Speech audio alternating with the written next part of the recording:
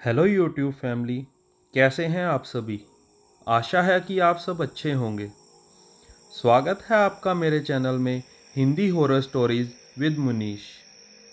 आज मैं आपके लिए लेके आया हूँ एक सच्ची डरावनी कहानी। अगर आपको कहानी अच्छी लगे तो प्लीज़ मेरे चैनल को सब्सक्राइब एंड वीडियो को लाइक करिएगा। तो ज़्यादा टाइम वेस्ट ना करते हुए चलिए शुरू करते हैं। सार्थक की पोस्टिंग स्टील प्लांट में लग गई थी, परंतु सार्थक के घर वालों ने उसे उस नौकरी को करने के लिए साफ साफ इनकार कर दिया था। उसने अपनी माँ से कहा, माँ, जब तक दूसरी नौकरी नहीं मिल जाती तब तक तो मुझे यहीं पर नौकरी करने दो। मैं कोशिश तो कर ही रहा हूँ और मुझे कहीं ना कहीं तो नौकरी मिल ही जाएगी। माँ ने नाराज होते हुए कहा, पर बेटा, वहाँ अनजान जगह है, पर तुम्हारा ख्याल रखने वाला कोई नहीं होगा, तुम वहाँ कैसे रहोगे। सार्थक ने कहा, माँ, तुम बिल्कुल चिंता ना करो, मुझे कंपनी की तरफ से ही रहने और खाने की सुविधा मिल रही है, और फिर कुछ समय की ही तो बात है, मुझे कहीं और नौकरी मिल जाएगी तो मैं तुरंत रिज़ाइन देकर वहाँ से चला आऊँगा। स्टील प्लांट बहुत दूर था, इसलिए स्टील प्लांट ने उसे वहीं रहने के लिए घर दिया था। छोटी जगह में रहने के लिए सार्थक जैसे इंसान को एक बहुत बड़ा अवसर मिल गया था। वह एक बहुत बड़ा बंगला सा था, उसके आगे एक गार्डन था, और वैसे भी मुंबई के छोटे घरों के आगे तो वो एक बहुत आलीशान बंगला था। सार्थक को पहले ही दिन स्टील प्लांट में बहुत इज्जत मिल रही थी, जिससे वह गदगद हो रहा था। वह वहाँ के वातावरण को देखकर सोच रहा था कि काश यहाँ भी मुंबई जैसे फैसिलिटी होती तो वह अपने परिवार को लेकर हमेशा के लिए यहीं बस जाता। लेकिन सार्थक जानता था कि हर किसी को सब कुछ नहीं मिलता, कुछ पाने के लिए कुछ खोना भी पड़ता है। पहले ही दिन उसकी मुलाकात प्लांट के सुपरवाइज़र से हुई। वह लगभग 30 सालों से उस स्टील प्लांट में काम कर रहा था। उनका नाम सुरेश था। उम्र में वह ज़्यादा तो नहीं, परंतु सार्थक के पिता की उम्र के ही होंगे। पापा की उम्र के होने के कारण सार्थक उनकी सभी बातें गौर से सुन रहा था। सारे नोट्स लिखने के बाद आज का काम सार्थक का समाप्त हुआ और वह अपने घर जाने के लिए बाहर की तरफ आ गया कि तभी सुरेश ने सार्थक को आवाज़ लगाई, सुनो सार्थक, तुम 5 नंबर बंगले में रह रहे हो ना, वहाँ थोड़ा ध्यान से रहना, और हाँ, रात को बाहर मत जाना, कभी कभार आसपास के लोग तंग करने आते हैं।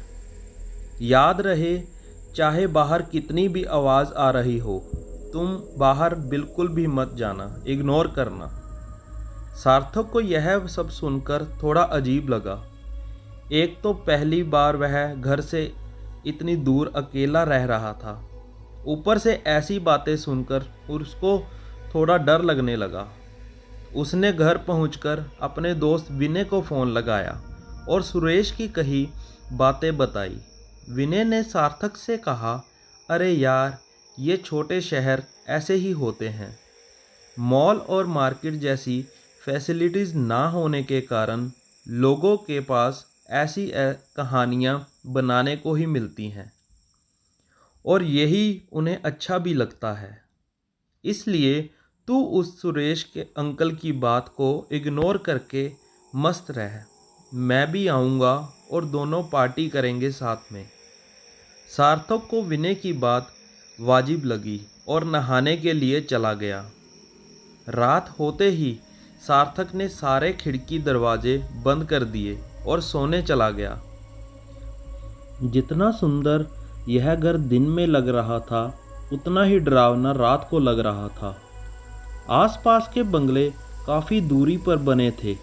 यदि पैदल चलें तो एक बंगले से दूसरे बंगले में कम से कम 10 मिनट का फासला था। रात के 9 बजते ही वहाँ एकदम सन्नाटा सा छा गया। जहाँ मुंबई पूरी रात शोरगुल से सराबोर रहती थी, वहाँ सार्थक को सन्नाटे में नींद नहीं आ रही थी। इस सन्नाटे को तोड़ने के लिए सार्थक ने टीवी ऑन किया और सोफे पर बैठ गया। थोड़ी देर के बाद सार्थक की आंखें भारी होने लगी थी और सफ़र की थकान से भी उसे नींद आने लगी थी। वह सोने के लिए जा ही रहा था कि उसे बाहर के गार्डन से झूले की आवाज़ आने लगी। उसे लगा कि शायद हवा की वजह से झूला हिल रहा है।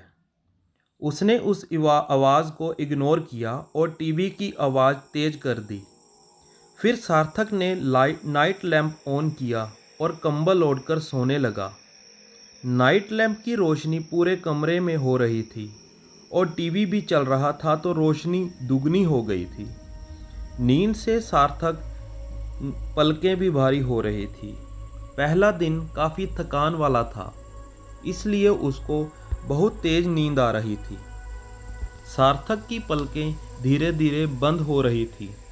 कमरे में इतना शोर होते हुए भी कहीं ना कहीं सार्थक का ध्यान बाहर से आने वाले शोर पर जा रहा था। तभी सार्थक की गर्दन पर हवा का एक झोंका आया, जिससे सार्थक की नींद एकदम से खुल गई। शायद गार्डन की ओर वाली खिड़की खुली रह गई होगी। ऐसा सोचकर सार्थक ने फिर से आंखें बंद कर ली।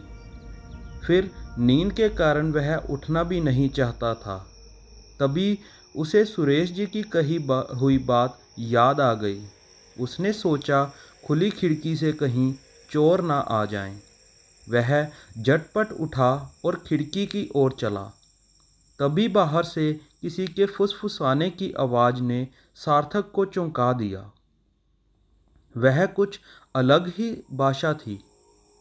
सार्थक ने गौर से आवाज़ सुनने के लिए टीवी बंद किया। आवाज़ बाहर से ही आ रही थी। गार्डन से सार्थक ने जल्दी से खिड़की बंद करने के लिए पर्दा साइड किया, तो उसने गार्डन के झूले पर एक औरत को बैठे देखा, जो गार्डन के पेड़ को देख खुसफुस कर रही थी। यह देख सार्थक को डर लगने लगा। रात के समय भला किसी और के गार्डन में कोई क्यों बैठेगा? कोई पागल लड़की होगी। वह यह सोच ही रहा था कि लड़की ने बातें करना बंद कर दिया और झूले से उतर गई। सार्थक को लगा शायद वह जा रही है। स्ट्रीट लाइट दूर थी, इसलिए गार्डन में रोशनी भी कम थी। कम रोशनी के कारण वो उस लड़की को ठीक से नहीं देख पा रहा था। सार्थक ने थोड़ा और पर्दा खोला ताकि वो उसे ठीक से देख सके और खिड़की के शीशे के बिल्कुल नज़दीक से देखने लगा। वो लड़की झूले से उतरी और सार्थक की खिड़की की ओर देखने लगी। जैसे ही सार्थक आगे की ओर हुआ, कमरे में जल रहे नाइट लैंप के साथ साथ स्ट्रीट लाइट भी बंद हो गई। तभी सार्थक के घर का दरवाज़ा खटखटाने की आवाज़ आई और वह एकदम से हुई आवाज़ से डर गया था। उसे सुरेश जी की बातें ध्यान आने लगी। उसे लगा कि ज़रूर ये कोई चोरों की गैंग है, जो लोगों को इस प्रकार डराते हैं और उनके घर में घुसकर लूटपाट करते हैं। सार्थक ने ठान लिया था कि वह किसी भी शर्त पर दरवाज़ा तो नहीं खोलेगा। दरवाज़ा खटखटाने की आवाज़ कम से कम 10 मिनट तक चलती रही। साथ में उस लड़की का फुसफुसाना शुरू हो गया।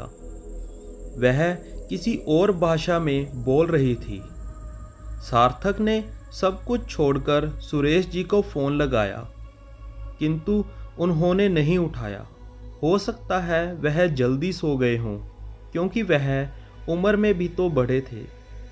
तब सार्थक ने अपने दोस्त विनय को फ़ोन लगाया। वह किसी पार्टी में बिजी था, तो अधिक शोर के कारण वह सार्थक की बात सुन नहीं पा रहा था। सार्थक थक चुका था, नींद भी आ रही थी। वह बेड पर गया और तकियों को मुंह पर रखकर सोने की कोशिश करने लगा। उसे रह रहकर सुरेश की बातें ध्यान आ रही थी। बाहर मत निकलना, इग्नोर करना, बार बार उसे यही बातें ध्यान आ रही थी। तभी सार्थक का फ़ोन आया। उसने देखा कि सुरेश जी का फ़ोन था। सार्थक ने खुशी से फ़ोन उठाया। हेलो सुरेश जी, सॉरी मैंने आपको इतनी रात गए फ़ोन किया। घबराते हुए सार्थक ने कहा।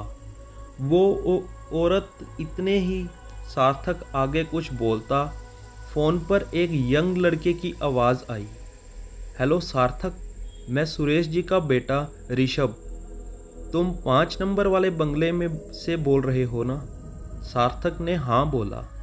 अच्छा सुनो, तुमको जो आवाज़ आ रही है उससे तुम डरना मत, ऋषभ बोला।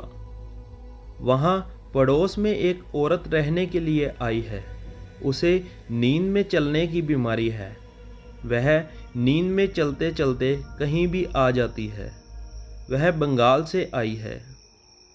She is homeless. डरना मत, मैं थोड़ी देर में उनको लेने आ जाऊंगा। यह सुनकर सार्थक को चैन की सांस आई और तभी लाइट भी आ गई। बाहर का शोर भी शांत हो गया। सार्थक को थोड़ी देर बाद एक औरत और आदमी की आवाज़ अपने गार्डन से आने लगी। वो समझ गया सुरेश जी का बेटा ऋषभ उस औरत को लेने आया है। उसके बाद सार्थक चैन की नींद सो गया। सुबह उसके फैक्ट्री में दूसरा दिन था। वह मन लगाकर काम करने लगा, किंतु उसका रात को गार्डन में हुए हादसे पर किसी न किसी से बात करने का मन था, किंतु काम के प्रेशर के कारण उसे ज़रा भी फुर्सत ना मिली। फैक्ट्री से आने के बाद शाम को सार्थक गार्डन में उस झूले पर बैठा जिस पर वह औरत बैठी थी। उसने उस पेड़ को भी देखा जिससे वह नींद में बातें कर रही थी। उसने देखा पेड़ पर बहुत से लाल धागे और सिंदूर टाइप की चीजें लगी थी। छोटे शहरों में लोगों का अंधविश्वास सार्थक को सामने दिख रहा था। उसने सिगरेट जलाई और रात की सारी घटना को सिगरेट के धुएं से जला दिया। टीवी देखते देखते सार्थक को नींद कब आ गई उसे पता ही नहीं चला। अभी वह नींद में गया ही था कि उसे फिर से उस औरत की आवाज़ आने लगी। उसके साथ ऋषभ की आवाज़ भी आ रही थी, किंतु आज ऋषभ उनके साथ यहाँ क्यों आया था? उसे उसने यहाँ आने से क्यों नहीं रोका? ऐसे किसी और के गार्डन में वह बात सार्थक को थोड़ी अजीब लगी।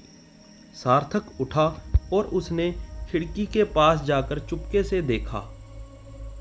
ऋषभ उसके साथ उसी की भाषा में बात कर रहा था। सार्थक को कुछ समझ नहीं आ रहा था। उनके हाव भाव से ऋषभ को ऐसा महसूस हुआ जैसे वो एक दूसरे को काफ़ी करीब से जानते थे।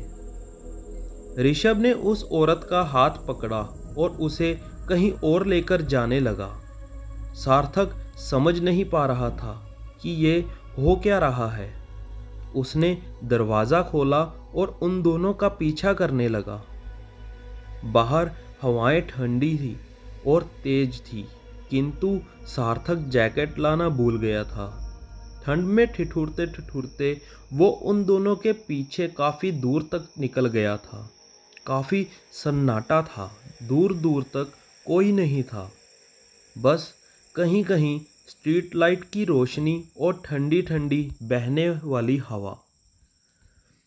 सार्थक को ना जाने क्या हुआ, हवा के कारण उसे बहुत जोरों से छींक आई।